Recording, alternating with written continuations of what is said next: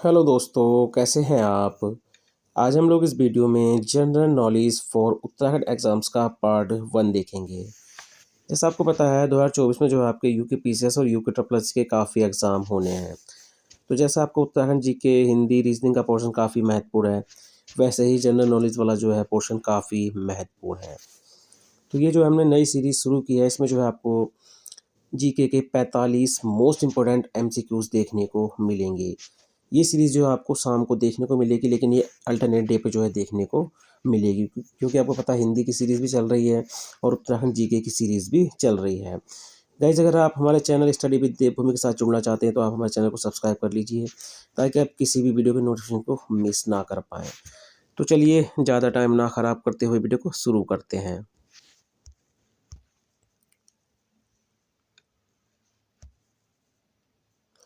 तो आज का पहला क्वेश्चन है, ऋग्वेद की कितनी शाखाएं हैं? तो देखिए, ऋग्वेद की कितनी शाखाएं हैं? आपको पता है भारत की सर्वाधिक प्राचीन रचना किसको माना जाता है? ऋग्वेद को। तो ऋग्वेद की कितनी शाखाएं हैं? तो ऋग्वेद की हैं 5 शाखाएं। ठीक है, कितनी हैं? 5 शाखाएं। पहली है, देखिए, साकल। पहली कौन सी है? साकल। दूसरी है वाष्कल। दूसरी कौन सी है? वाष्कल। तीसरी है आश्वलायन। कौन सी है तीसरी? आश्वलायन। चौथी है सांखायन। कौन सी है? सांखायन। और पांचवी है मांडुक्य। कौन सी है? मांडुक्य। तो ऋग्वेद की 5 शाखाएं हैं, साकल, वाष्कल, अश्वलायन, सांखायन और मांडुक्य। वहीं बात करें, देखिए, जो ऋचाएँ होती हैं ना ऋग्वेद की, तो उसके क्रमबद्ध ज्ञान का संग्रह होता है, उसी को क्या बोलते हैं? ऋग्वेद। अब देखिए, ऋग्वेद में जो है 10 मंडल हैं। आप याद रखना, ऋग्वेद में जो है कितने मंडल हैं? 10 मंडल हैं। ये आपने याद रखना, 10 मंडल हैं। ठीक है? 10 28 सूक्त हैं। क्या हैं? 10 यानी 1 है और 28 क्या हैं? सूक्त हैं। 10,462 जो हैं क्या हैं? ये रचनाएँ हैं। क्या हैं? ऋचाएँ, या इनको रचनाएँ बोल सकते हैं। इन्हीं रचनाओं को या इन्हीं ऋचाओं को पढ़ने वालों को क्या कहा जाता है? होत्र। क्या कहा जाता है? होत्र। अब देखिए, विश्वामित्र द्वारा, याद रखना, विश्वामित्र द्वारा, ठीक है, आपने याद रखना है, विश्वामित्र द्वारा, ठीक है, विश्वामित्र द्वारा रचित ऋग्वेद के तीसरे, ठीक है, तीसरे मंडल में सूर्य देवता सावित्री को समर्पित प्रसिद्ध गायत्री मंत्र है। याद रखना, विश्वामित्र द्वारा रचित ऋग्वेद के तीसरे मंडल में सूर्य देवता सावित्री को समर्पित गायत्री मंत्र है। उसके अलावा अगर पूछ ले कि 9वें मंडल में क्या है, ठीक है, ऋग्वेद के 9वें मंडल में क्या है, तो आप याद रखना, सोम का उल्लेख है। ठीक है, सोम का उल्लेख है। 10वें मंडल की बात करें, काफ़ी महत्वपूर्ण है, तो इसमें पुरुष सूक्त का वर्णन है। किसका है? पुरुष सूक्त का जो है वर्णन है। ठीक है, इसका उल्लेख किस में है? तो ये 10वें मंडल में। सोम का उल्लेख 9वें में, और तीसरे मंडल में किसका है? गायत्री मंत्र का उल्लेख है। अगला क्वेश्चन हो जाएगा, जैन धर्म का प्रसिद्ध सिद्धांत है। तो देखिए, जैन धर्म का जो है प्रसिद्ध सिद्धांत क्या है? स्यादवाद, सप्तभंगी ज्ञान और अनेकांतवाद, सॉरी, ये तीनों एक ही हैं। ठीक है, स्यादवाद या सप्तभंगी ज्ञान या अनेकांतवाद, यानी उपरोक्त सभी हो जाएगा। वहीं बात करेंगे, देखिए, हम लोग जैन धर्म की, तो जैन धर्म में आपको पता है 24 तीर्थकर हुए हैं। कितने तीर्थकर हुए हैं? 24। अगर प्रथम तीर्थकर या इनके संस्थापक की बात करें, तो इनके संस्थापक हैं ऋषभ देव। कौन है गाइज? ऋषभ देव, ये पहले थे। ठीक है, वहीं बात करें 24वें और अंतिम तीर्थकर की, तो वो कौन हुए थे? महावीर स्वामी। कौन हुए थे? महावीर स्वामी। तो महावीर स्वामी जो है 24वें और अंतिम तीर्थकर हुए थे। वहीं बात करें इनका जन्म कब हुआ था, ठीक है, महावीर स्वामी का, तो 540 ईसा पूर्व। ठीक है, ईसा पूर्व आपने जरूर याद रखना है। और किस स्थान पर हुआ था? तो कुंडगिराम वैशाली में। कहाँ पर हुआ था? कुंडगिराम वैशाली में जो है इनका जन्म हुआ था।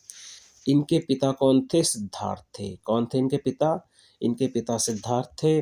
माता थी इनकी त्रिशला। कौन थी इनकी माता? त्रिशला। पत्नी थी इनकी यशोदा। पत्नी कौन थी इनकी? यशोदा। पुत्री थी इनकी प्रियदर्शना। कौन थी? पुत्री प्रियदर्शना। और उनके दामाद कौन थे? जामाली। कौन थे इनके दामाद? जामाली थे। उसके अलावा देखिए जैन धर्म में जो पूर्ण ज्ञान होता है उसको बोलते हैं कैवल्य ज्ञान। जैन धर्म में पूर्ण ज्ञान को क्या बोलते हैं? कैवल्य ज्ञान। तो ये आपसे पूछ लेगा कि जैन धर्म में पूर्ण ज्ञान को क्या बोलते हैं? तो कैवल्य ज्ञान बोलते हैं। बौद्ध साहित्य में देखिए महावीर जो स्वामी है, महावीर स्वामी को निगंठनाथ पुत्र कहा गया है। क्या कहा गया है? निगंठनाथ पुत्र। ये जो है इनको किस में कहा गया है? बौद्ध साहित्य में कहा गया है। जैन धर्म के त्रिरत्न कौन कौन से हैं? देखिए सम्यक दर्शन, ठीक है, सम्यक दर्शन, सम्यक ज्ञान और सम्यक आचरण। तो ये जो है जैन धर्म के त्रिरत्न हैं। अगला क्वेश्चन हो जाएगा, द्वितीय बौद्ध संगति का आयोजन कहाँ हुआ? तो देखिए द्वितीय बौद्ध संगति का आयोजन जो है वो किस स्थान पर हुआ था? तो आप याद रखना वैशाली में। कहाँ पर हुआ था? वैशाली में। 383 ईसा पूर्व में, ठीक है, 383 ईसा पूर्व वैशाली में। इसकी अध्यक्षता की थी किसने की थी? अगर आपसे पूछ ले कि इसकी अध्यक्षता जो है वो किसने की थी, तो आप याद रखना सवाकामी ने। किन्होंने की थी? सवाकामी जो है इस समय संगति के जो है अध्यक्ष थे। और उस समय पर शासन किसका था? अगर आपसे पूछ ले उस समय पर शासन किसका था, तो काल अशोक का। किसका शासन काल था उस समय पे? तो काल अशोक का शासन काल था। अगला क्वेश्चन हो जाएगा, शुद्धाद्वैत मत किससे संबंधित है? ठीक है, इस तरह से थोड़ा सा कट जाता है, अगर इसको हम लिखें तो इस तरह से शुद्धाद्वैत, ठीक है, तो शुद्धाद्वैत मत, ठीक है, तो ये किससे संबंधित है गाइस? तो ये संबंधित है वल्लभाचार्य जी से। किससे संबंधित है? वल्लभाचार्य जी से। वहीं बात करें देखिए रामानुज से, तो इनसे कौन सा मतलब मत संबंधित है?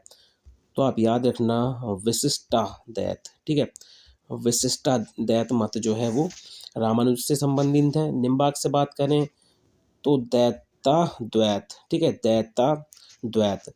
तो द्वैताद्वैत मत जो है ये निम्बार्क से संबंधित है। आनंद तीर्थ से कौन सा संबंधित है? द्वैत मत, ठीक है, द्वैत मत जो है ये आनंद तीर्थ से संबंधित है। अगला क्वेश्चन हो जाएगा, वायु पुराण में किसे भद्रसार कहा गया है? तो वायु पुराण में किसे भद्रसार कहा गया है? तो आप याद रखना ये किसको कहा गया है? बिंदुसार को। किसको कहा गया है? बिंदुसार को। अब देखिए बिंदुसार जो है ये चंद्रगुप्त मौर्य का उत्तराधिकारी था, ठीक है, चंद्रगुप्त मौर्य का जो है ये उत्तराधिकारी था। 298 ईसा पूर्व में, याद रखना 298 ईसा पूर्व में जो है ये मगध की गद्दी पर बैठा था, ठीक है, 298 ईसा पूर्व में मगध की राजगद्दी पर बैठा था। बिंदुसार को अमित्र घात के नाम से भी जानते हैं, इस पॉइंट को भी आप याद रखना, अमित्र घात के नाम से भी जाना जाता है। बिंदुसार जो है देखिए आजीवक संप्रदाय का अनुयायी था। आजीवक, इसको आप याद रखना, ठीक है, आजीवक संप्रदाय का जो है ये अनुयायी था। और आजीवक संप्रदाय का संस्थापक कौन था या किसने इसकी स्थापना की थी? तो मखली पुत्र, याद रखना मखली पुत्र गोशाल ने, ठीक है, मखली पुत्र गोशाल ने जो है आजीवक संप्रदाय की जो है स्थापना की थी। चलिए अगला क्वेश्चन हो जाएगा, निम्न में से किस लेख में यह घोषणा की गई कि अशोक व्यक्तिगत रूप से बौद्ध धर्म का अनुयायी था? तो ये अहरोहा, ठीक है, अहरोहा लेख में की गई है। वहीं बात करें देखिए पुराणों में अशोक को क्या कहा गया है? अशोक वर्धन। क्या कहा गया है? अशोक वर्धन कहा गया है। भाब्रू अभिलेख में आप याद रखना अगर आपसे पूछ ले, ठीक है, भाब्रू अभिलेख में अशोक को स्वयं मगध का राजा बताया गया है। भाब्रू अभिलेख में अशोक स्वयं को मगध का राजा बताता है। तो क्वेश्चन पूछ लेगा कि अशोक किस अभिलेख में खुद को कहाँ का राजा बताता है? मगध का राजा बताता है। तो भाब्रू अभिलेख में बताता है। अब देखिए भारत में, आपको पता है भारत में जो शिलालेखों का प्रचलन किया था वो सर्वप्रथम अशोक ने ही किया था, ठीक है। अगर आपसे क्वेश्चन कर ले कि भारत में शिलालेख का प्रचलन सर्वप्रथम किसने किया था, तो अशोक ने ही किया था। अशोक की जो शिलालेख थी इनकी खोज कब हुई थी? ठीक है, अशोक के जो शिलालेख थे इनकी खोज कब हुई थी? तो आप याद रखना 1750 में। और किसके द्वारा? पादरेटी फैंथेलर के द्वारा, ठीक है, पादरेटी फैंथेलर के द्वारा जो है इसके शिलालेखों की खोज की गई थी। लेकिन अशोक के जो शिलालेख थे ना उनको पढ़ने में जो सफलता मिली थी वो मिली थी 1837 में। किसको मिली थी? जेम्स प्रिसेप को। किसको मिली थी? जेम्स प्रिसेप को। अगला क्वेश्चन हो जाएगा, भरहुत स्तूप का निर्माण किसने कराया? तो देखिए भरहुत स्तूप का निर्माण जो है किसने कराया था? तो आप याद रखना पुष्यमित्र शुंग ने। किसने कराया था भरहुत स्तूप का निर्माण? पुष्यमित्र शुंग ने। अब देखिए शुंग वंश का संस्थापक कौन था? पुष्यमित्र शुंग, यानी इसने शुंग वंश की स्थापना की थी। ठीक है, शुंग वंश की स्थापना किसने की थी? पुष्यमित्र शुंग ने। इसकी राजधानी कहाँ पर थी? तो आप याद रखना विदिशा में। कहाँ पर थी इसकी राजधानी? विदिशा में इसकी राजधानी थी। अगर आपसे पूछ ले कि शुंग वंश का अंतिम शासक कौन था? तो देवभूति। कौन था? देवभूति। अगला क्वेश्चन हो जाएगा, प्रसिद्ध साहित्यकार हाल एवं गुणाढ्य का संबंध किस वंश से है? तो देखिए जो प्रसिद्ध साहित्यकार हाल एवं गुणाढ्य थे ये, इनका संबंध जो है किस वंश से था? तो आप याद रखना इनका जो संबंध था सातवाहन वंश से था। ठीक है, सातवाहन वंश से। अब देखिए सातवाहन वंश का संस्थापक कौन था? तो आप याद रखना सिमुक। कौन था गाइज? सिमुक। और इसकी राजधानी कहाँ पर थी? प्रतिष्ठान में। कहाँ पर थी इसकी राजधानी? प्रतिष्ठान में। और ये गोदावरी नदी के तट पर थी। ठीक है, गोदावरी नदी के तट पर थी ये जो प्रतिष्ठान राजधानी थी ये औरंगाबाद जिला जो पड़ता है महाराष्ट्र का, वहाँ पर स्थित है। सातवाहन शासकों ने सर्वाधिक देखिए शीशे के सिक्के जारी किए थे, आपने पता है। ठीक है, क्वेश्चन बनता भी है कि सर्वाधिक शीशे के सिक्के किसने जारी किए थे? तो सातवाहन शासकों ने ही जारी किए थे। जो शीशा होता था ना, जो सिक्के बनाते थे उसके लिए शीशा जो आता था, वो कहाँ से ये लोग मंगाते थे? तो आप याद रखना ये मंगाते थे रोम से। कहाँ से मंगाते थे? और रोम से जो है इसको मंगाते थे। अगला क्वेश्चन हो जाएगा, भारत पर आक्रमण करने वाले विदेशी आक्रमणकारियों का क्रम क्या है? तो देखिए सबसे पहले जो भारत पर आक्रमण किया था वो किया था हिंद यूनानियों ने। किन्होंने किया था? हिंद यूनानियों ने। उसके बाद कौन आए थे? उसके बाद आए थे शक। ठीक है, शक के बाद कौन आए थे? पहलव। कौन आए थे? पहलव। और पहलव के बाद कौन आए थे? कुषाण। ठीक है, तो ये वाला ऑप्शन किस में है हमारा? देखिए तो पहले हिंद यूनानी, उसके बाद शक, ठीक है, फिर पहलव और फिर उसके बाद कुषाण, यानी सी ऑप्शन जो है इसमें हमारा राइट हो जाएगा। भारत पर सबसे पहला आक्रमण आपको पता है हिंद यूनानी, या इनको एक नाम से और जानते थे वैक्ट्रियाई। ठीक है, वैक्ट्रियाई। तो वैक्ट्रियाई या हिंद यूनानी। तो इसका एक शासक था, कौन? इसका नाम आपने याद रखना है डेमीट्रियस। ठीक है, डेमीट्रियस। तो डेमीट्रियस ने जो है भारत पे सबसे पहले आक्रमण किया था। और देखिए भारत में सबसे पहले हिंद यूनानियों ने ही सोने के सिक्के जारी किए थे। अगर आपसे क्वेश्चन कर ले कि भारत में सबसे पहले किसने सोने के सिक्के जारी किए थे, तो हिंद यूनानियों ने ही जारी किए थे। अगला क्वेश्चन हो जाएगा, किसानों से संबंधित कौन सा कथन? ये कुछ किसानों ने कुषाण था गाइस। ठीक है, थोड़ा सा देख लेना आप, कुषाण। ठीक है, कुषाणों से संबंधित कौन सा कथन गलत है? ठीक है, कनिष्क बौद्ध धर्म के महायान संप्रदाय का अनुयायी था, बिल्कुल सही है। कुषाणों ने सोने के सर्वाधिक शुद्ध सिक्के जारी किए थे, बिल्कुल सही है। कनिष्क ने विक्रम संवत चलाया था। देखिए कनिष्क ने विक्रम संवत नहीं चलाया था। ठीक है, ठीक है, कौन सा संवत चलाया था? शक संवत। कौन सा संवत चलाया था? शक संवत चलाया था। महाविवाह सूत्र के रचनाकार वासुमित्र थे, बिल्कुल सही है। ठीक है, तो इसमें कनिष्क ने विक्रम संवत नहीं चलाया था। कौन सा चलाया था? शक संवत चलाया था। वही बात करें देखिए कुषाण वंश की, अगर हम बात करें कुषाण वंश के संस्थापक की, तो कुशल खटफिसस जो है इसका कौन था? संस्थापक था। और देखिए कुषाण वंश का सबसे प्रतापी राजा था वो कौन था? कनिष्क था। कौन था? कनिष्क था। अब कनिष्क जी, या कह सकते हैं कुषाण की जो राजधानी थी कुषाणों की, वो कहाँ पर थी? तो ये थी पुरुषपुर। कौन सी थी? पुरुषपुर, या उसको बोलते हैं पेशावर। कौन सी थी? पेशावर। और वहीं इसकी द्वितीय राजधानी की बात करें कि इसकी द्वितीय राजधानी, तो द्वितीय राजधानी थी इसकी मथुरा। ठीक है, मथुरा हमारे ये भारत में ही पड़ता है। उसके अलावा देखिए कनिष्क के शासनकाल में बौद्ध धर्म की जो चौथी, ठीक है, चौथी बौद्ध संगति थी वो कहाँ पर हुई थी? कुंडलवन में। कहाँ पर हुई थी? कुंडलवन। और कुंडलवन पड़ता है कश्मीर में। कहाँ पर स्थित है ये? कश्मीर में। ठीक है, तो ये आपने याद रखना है।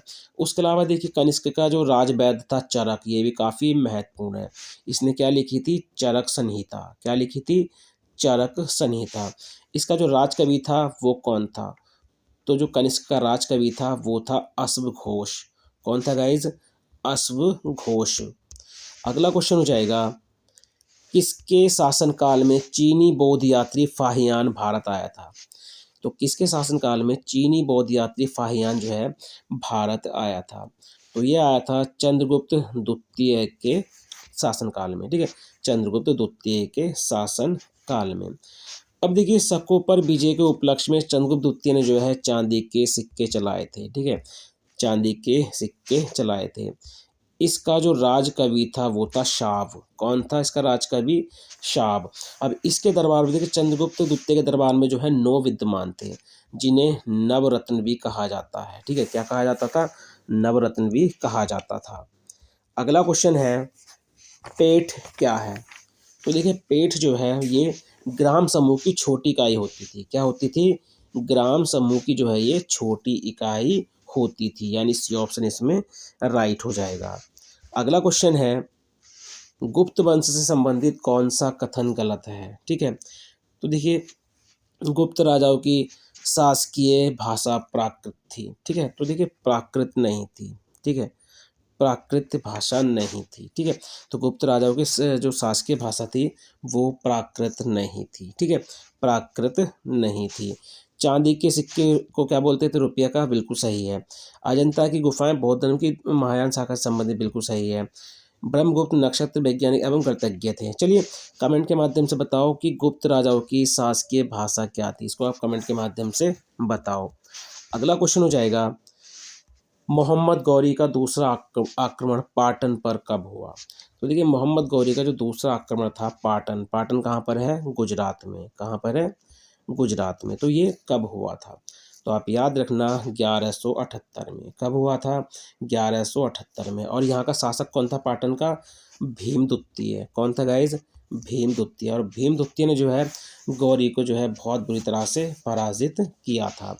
उसके अलावा देखिए, यहाँ से आपने याद रखना है तराइन का पहला युद्ध, ठीक है, तराइन का जो पहला युद्ध था, ठीक है, तो तराइन का जो प्रथम युद्ध था 1191 में हुआ था। किस किस के मध्य हुआ था?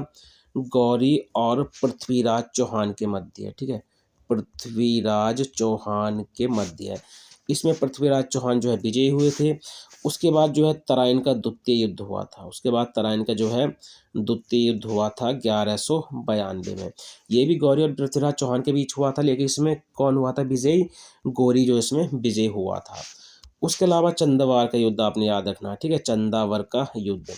तो चंदावर का जो युद्ध है गाइज, ये किस किस के मध्य हुआ था? तो ये 1194 में हुआ था और गौरी व जयचंद के बीच हुआ था, ठीक है, गौरी और जयचंद के बीच हुआ था। इसमें जो है गौरी गौरी ही जो है विजय हुआ था। अगला है, कुतुबुद्दीन ऐबक की मृत्यु कब हुई? तो ये कुतुबुद्दीन ऐबक की जो मृत्यु है वो कब हुई थी? तो आप याद रखना 1210 में, ठीक है, चौगान खेलते टाइम हुई थी। कब हुई थी गाइज? चौगान खेलते समय घोड़े से गिर गया था और इसकी मृत्यु हो गई थी। और इसको कहाँ पर दफनाया गया था? लाहौर में। कहाँ पर दफनाया गया था? लाहौर में, ठीक है, क्योंकि लाहौर जो है इसकी राजधानी थी। अब देखिए, जो गुलाम वंश था, याद रखना गुलाम वंश, आपको पता है कुतुबुद्दीन ऐबक जो था ये गौरी का गुलाम था, ठीक है, गौरी का, मोहम्मद गौरी का जो है ये गुलाम था।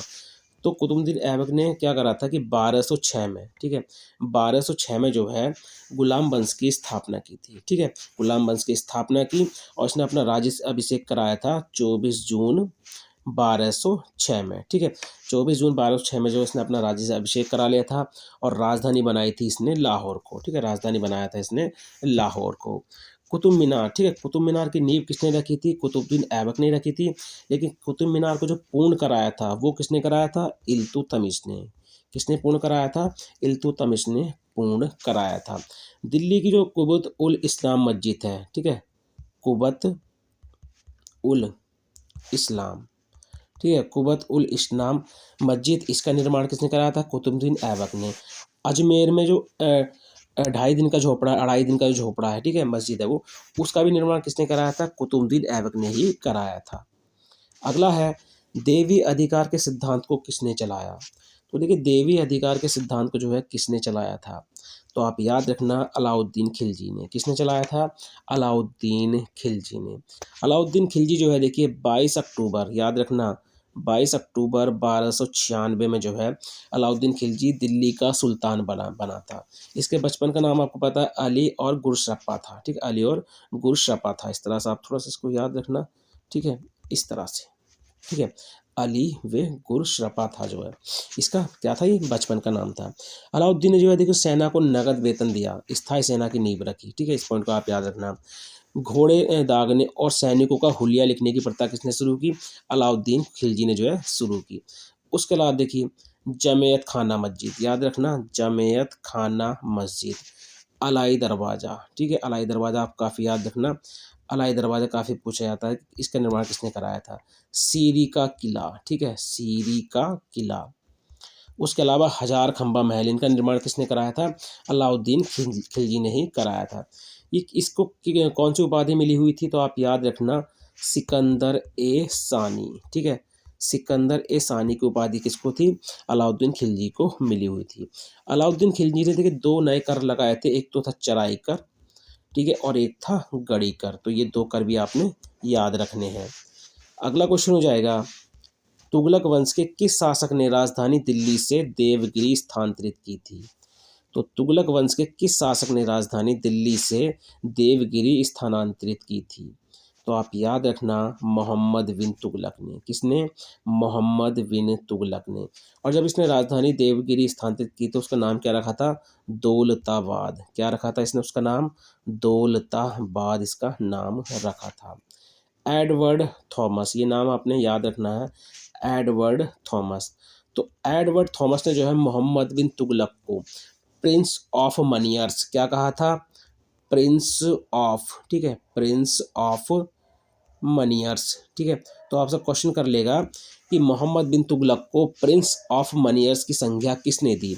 तो आप याद रखना एडवर्ड थॉमस ने दी थी। अगला क्वेश्चन हो जाएगा, चंदेरी का युद्ध किन किन के मध्य हुआ? तो देखिए चंदेरी का जो युद्ध है वो किन किन के मध्य हुआ था? तो आप याद रखना चंदेरी का युद्ध जो है कब हुआ था? 29 जून 1528 में, 29 जून 1528 में हुआ था, मेदिनी राय और बाबर के मध्य, ठीक है, मेदिनी राय और बाबर के मध्य। अब देखिए जो इब्राहिम लोधी और बाबर के बीच में युद्ध हुआ था 1526 में, वो कौन सा हुआ था? पानीपत का प्रथम युद्ध, ठीक है, पानीपत का प्रथम युद्ध। खानवा का युद्ध कब हुआ था गाइस? खानवा का युद्ध हुआ था 1527 में, राणा सांगा और बाबर के मध्य। इसमें बाबर विजय हुआ था, पानीपत वाले युद्ध में भी बाबर विजय हुआ था। अफगानों के बीच जो हुआ था, अफगान और बाबर के बीच, वो कौन सा युद्ध हुआ था? तो वो हुआ था घाघरा का युद्ध। कौन सा? घाघरा का युद्ध। तो चारों युद्ध आपने याद रखने हैं। अगला क्वेश्चन हो जाएगा, मुगल काल में कृषक कितने वर्ग में विभाजित थे? तो देखिए मुगल काल में कृषक जो है वो कितने वर्ग में विभाजित थे? तो आप याद रखना 3 वर्ग में जो है ये विभाजित थे। कितने वर्ग में? 3 वर्ग में। पहला वर्ग था खुद काशत। कौन सा था? खुद काशत जो है ये पहला वर्ग था। खुद काशत कौन होते थे? ये किसान उसी गांव की भूमि पर खेती करते थे जहां पर ये निवास करते थे, यानी खुद ये जमीन के मालिक होते थे। उसके अलावा एक होते थे, एक कौन से होते थे गाइस ये? तो इनको बोलते थे पाही। क्या बोलते थे इनको? पाही काशत। क्या बोलते थे इनको? पाही काशत। ये दूसरे गांव जाकर कृषि कार्य करते थे। और तीसरे होते थे मुजारियन। कौन होते थे? मुजारियन। और ये बीपीडीओ में क्वेश्चन पूछा भी गया था, ठीक है। तो खुदा खासत कृषकों से भूमि किराए पर लेकर जो है ये कृषि कार्य करते थे। कौन? मुजारियन। चलिए अगला क्वेश्चन हो जाएगा, तृतीय आंग्ल मैसूर युद्ध के समय गवर्नर जनरल कौन था? तो देखिए जो तृतीय आंग्ल मैसूर युद्ध हुआ था, ठीक है, आपको पता है 1790 से और 92 तक जो है ये चला था। तो उस समय पे गवर्नर जनरल कौन था? तो आप याद रखना कॉर्नवालिस। कौन था? कॉर्नवालिस। अब देखिए 1792 में एक संधि हुई थी श्रीरंगपट्टनम, ठीक है, श्रीरंगपट्टनम की जो है वो संधि हुई थी। इस संधि के द्वारा जो है ये तृतीय आंग्ल मैसूर युद्ध जो है समाप्त हो गया था। वहीं बात करें जो प्रथम, ठीक है, प्रथम आंग्ल मैसूर युद्ध था, कब हुआ था? 1767 से 69 तक, ठीक है। ये मद्रास की संधि से समाप्त हुआ था, ठीक है, मद्रास की संधि कब हुई थी? 1769 में हुई थी। उसके अलावा जो द्वितीय आंग्ल मैसूर युद्ध था 1780 से 84 में चला था। ठीक है, ये मंगलोर की संधि से है। मंगलोर की संधि आपको पता है 1784 में हुई थी। ठीक है, तो तीनों युद्ध ये काफ़ी महत्वपूर्ण है। अगला क्वेश्चन हो जाएगा, विलियम वेंटिक ने कर्नल स्लीमैन की सहायता से ठगी प्रथा को कब समाप्त किया? तो विलियम वेंटिक ने कर्नल स्लीमैन की सहायता से ठगी प्रथा को कब समाप्त किया? तो आप याद रखना 1830 में। कब समाप्त किया था? 1830 में। अब देखिए विलियम वेंटिक की बात करें हम लोग, तो ये 1828 में मतलब गवर्नर जनरल बना था और 1835 तक रहा था। याद रखना भारत का पहला गवर्नर जनरल कौन है? Lord William वेंटिक। भारत का पहला गवर्नर जनरल लॉर्ड विलियम वेंटिक। ये 1833 के चार्टर एक्ट के द्वारा बना था। ठीक है, ये चार्टर एक्ट पूछा जाता है कि किस चार्टर एक्ट के तहत जो है भारत का पहला governor general Lord William Bentinck बना था। तो 1833 के चार्टर एक्ट के द्वारा। सती प्रथा का अंत भी कब किया था? देखिए सती प्रथा का जो अंत किया था वो 1829 में किया था। राजा राम मोहन जो है, राजा राम मोहन राय जो थे उनकी सहायता से 1835 में। ठीक है, 1835 में जो है कलकत्ता में मेडिकल कॉलेज की स्थापना की थी। किसने? विलियम वेंटिक ने। अगला क्वेश्चन हो जाएगा, दादा भाई नौरोजी ने भारतीय सुधार समिति की स्थापना कब की? तो देखिए दादा भाई नौरोजी ने जो है भारतीय सुधार समिति की स्थापना कब की? तो दादा भाई नौरोजी ने भारतीय सुधार समिति की स्थापना कब की? तो आप याद रखना 1887 में। किस स्थान पर की थी? तो आप याद रखना इंग्लैंड में। कहाँ पर की थी गाइज? इंग्लैंड में। ब्रिटिश हाउस कॉमन्स, याद रखना ब्रिटिश हाउस ऑफ कॉमन्स का चुनाव लड़ने वाले पहले यानी सर्वप्रथम जो भारतीय थे वो कौन थे? दादा भाई नौरोजी थे। इनकी एक पुस्तक है जो काफ़ी इम्पोर्टेंट है, पावर्टी। ठीक है, आप याद रखना poverty and un British rule in India. ठीक है, ये बुक आपने याद रखनी है, ये पूछता भी है। अगला क्वेश्चन हो जाएगा, असहयोग आंदोलन की पुष्टि भारतीय राष्ट्रीय कांग्रेस ने कब की? तो असहयोग आंदोलन की पुष्टि भारतीय राष्ट्रीय कांग्रेस ने कब की? तो आप याद रखना दिसंबर 1920 में। कब? दिसंबर 1920 में। और जो नागपुर अधिवेशन था उसमें। ठीक है, नागपुर अधिवेशन में की थी। असहयोग आंदोलन की शुरुआत की बात करें तो 1 अगस्त, याद रखना 1 अगस्त 1920 में जो है असहयोग आंदोलन की शुरुआत की गई थी। अगला क्वेश्चन हो जाएगा, गांधी इरविन समझौता कब हुआ? तो ये गांधी इरविन समझौता जो हुआ था गाइज, ये हुआ था 4 मार्च 1931 में। कब हुआ था? 4 मार्च 1931 में। महात्मा गांधी और जो वायसराय थे इरविन, इनके मध्य हुआ था। और जो सविनय अवज्ञा आंदोलन था उसको स्थगित करने की भी घोषणा यहीं पर की गई थी। अगला क्वेश्चन हो जाएगा, भारत ने अंटार्कटिका में अपना पहला शोध केंद्र दक्षिणी गंगोत्री कब स्थापित किया था? तो भारत ने देखिए अंटार्कटिका में अपना पहला शोध ग्रंथ दक्षिणी गंगोत्री कब स्थापित किया था? तो आप याद रखना 1983 में। कब स्थापित किया था? 1983 में। आप याद रखना इसको, दक्षिणी गंगोत्री। ठीक है, यह आपने नाम याद रखना है, दक्षिणी गंगोत्री। अगला क्वेश्चन हो जाएगा, भारत में सचिव का पद किसके द्वारा निर्मित किया गया? तो भारत में जो है देखिए सचिव का पद जो है किसके द्वारा निर्धारित यानी निर्मित किया गया? तो भारत सरकार अधिनियम 1858 के द्वारा। ठीक है, बी ऑप्शन जो है इसमें हमारा राइट हो जाएगा। अगला क्वेश्चन है, किस अधिनियम द्वारा भारत के गवर्नर जनरल को अध्यादेश जारी करने की शक्ति प्रदान की गई? तो किस अधिनियम के द्वारा भारत के गवर्नर जनरल को अध्यादेश जारी करने की शक्ति प्रदान की गई थी? तो आप याद रखना भारतीय परिषद अधिनियम 1861 के द्वारा। ठीक है, भारतीय परिषद अधिनियम 1861 के द्वारा। अगला क्वेश्चन हो जाएगा, संविधान सभा के विचार पर औपचारिक रूप से प्रतिपादन किसके द्वारा किया गया? तो संविधान सभा के विचार पर औपचारिक रूप से प्रतिपादन किसके द्वारा किया गया था? तो आप याद रखना एम.एन. राय। ठीक है, किसके द्वारा? एम.एन. राय के द्वारा। अगला क्वेश्चन हो जाएगा, 1938 में किस व्यक्ति ने वयस्क मताधिकार के आधार पर संविधान सभा थी इसके गठन की मांग की थी? तो 1938 में किस व्यक्ति ने वयस्क मताधिकार के आधार पर संविधान सभा के गठन की मांग की थी?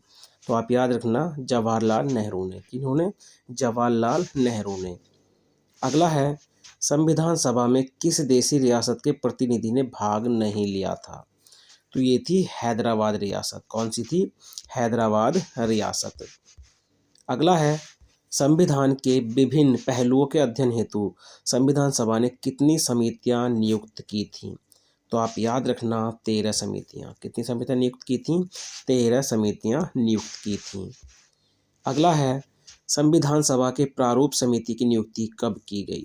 तो देखिए, संविधान सभा की जो प्रारूप समिति थी इसकी नियुक्ति कब की गई थी? तो आप याद रखना 29 अगस्त 1947 में।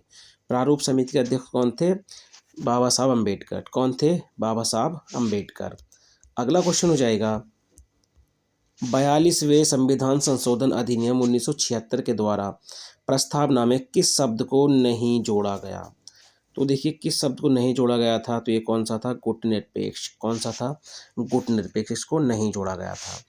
अगला है, भारत की संप्रभुता किस में निहित है? तो देखिए, भारत की जो संप्रभुता है वो किस में निहित है? तो भारत की जनता में। किस में? भारत की जनता में। अगला है, संविधान की उद्देशिका यानी प्रस्तावना में संशोधन कितनी बार किया गया है? ठीक है, तो इसमें देखिए एक ही बार अभी तक संशोधन हुआ है। ठीक है, एक ही बार इसमें जो है अभी तक संशोधन हुआ है। अगला क्वेश्चन हो जाएगा, किस देश के संविधान से भारत की संघीय व्यवस्था प्रभावित नहीं है? तो यह है दक्षिण अफ्रीका से। ठीक है, दक्षिण अफ्रीका से जो है भारत की संघीय व्यवस्था प्रभावित नहीं है। अगला क्वेश्चन हो जाएगा, कानून के समान संरक्षण वाक्य कहाँ से लिया गया है? तो ये कानून के समान संरक्षण वाक्य कहाँ से लिया गया है? तो आप याद रखना अमेरिका से। कहाँ से? अमेरिका से। अगला क्वेश्चन है, संविधान के किस अनुच्छेद के अंतर्गत मंत्रीगण सामूहिक रूप से लोकसभा के प्रति उत्तरदायी हैं? तो आप याद रखना अनुच्छेद 75 के तहत।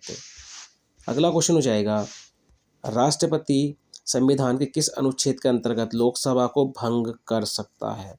तो आप याद रखना अनुच्छेद 85 के तहत। अगला क्वेश्चन हो जाएगा, संविधान के किस अनुच्छेद में सर्वोच्च न्यायालय के न्यायाधीश पर महाभियोग चलाए जाने का प्रावधान है? तो आप याद रखना अनुच्छेद 124। अगला क्वेश्चन हो जाएगा, किसी राज्य के नाम में परिवर्तन करने का अधिकार किसको प्राप्त है? तो किसी राज्य के नाम में परिवर्तन करने का जो अधिकार है वो संसद को है। किसको है गाइज? संसद को। अगला है, राज्य पुनर्गठन अधिनियम कब पारित किया गया? तो राज्य पुनर्गठन अधिनियम ये जो है कब पारित किया गया था? तो आप याद रखना 1950 में। कब गाइज? 1950 में। अगला है, पाकिस्तान से आकर भारत में नागरिकता प्राप्त करने संबंधी प्रावधान का वर्णन किस अनुच्छेद में वर्णित है? तो आप याद रखना अनुच्छेद 6 में। अगला क्वेश्चन हो जाएगा, मूल अधिकारों पर आवश्यक प्रतिबंध लगाने का अधिकार किसको है? तो देखिए, मूल अधिकारों पर आवश्यक प्रतिबंध लगाने का अधिकार किसको है? तो यह है संसद को। किसको है गाइज? संसद को। अगला है, भारत के प्रत्येक नागरिक का कर्तव्य होगा कि प्राकृतिक पर्यावरण का संरक्षण एवं सुधार करे। उपरोक्त कथन भारतीय संविधान के किस अनुच्छेद में वर्णित है? तो यह है अनुच्छेद 48 का ए। कौन सा है? 48 का ए। तो गैस ये थे आज के जीके के 45 मोस्ट इंपॉर्टेंट क्वेश्चन जो आपका आने वाले एग्जाम, चाहे वो यूके पीसीएस का एग्जाम हो, चाहे वो आपका यूके ट्रिपल का एग्जाम हो, सभी एग्जाम्स के लिए जो है ये क्वेश्चन काफ़ी महत्वपूर्ण है। उसके अलावा अगर आप सेंट्रल के किसी भी एग्जाम की तैयारी कर रहे हैं तो उनके भी लिए ये क्वेश्चन काफ़ी महत्वपूर्ण है। गाइस, अगर आपको वीडियो अच्छी लगी हो तो वीडियो को लाइक करें, कमेंट करें और वीडियो को अपने दोस्तों के साथ ज़रूर शेयर करें। तो चलिए मिलते हैं अपनी नेक्स्ट वीडियो में। Thank you for watching.